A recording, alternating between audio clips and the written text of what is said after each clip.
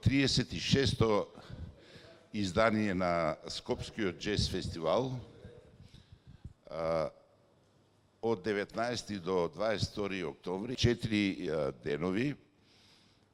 Ќе потенцирам некои работи во самата програма, затоа што има една битна разлика од минатата година, с големен број на учесници, уште поголема различитост во самата програма, придружна програма. Отварањето на фестивалот ќе биде со новото европско пијанистичко откритие Девид Хелбок и неговото трио. И веднаш по него, веројатно, најдобриот голем ансамбл во овој момент во Европа, Трондхаим Джез Оркестра.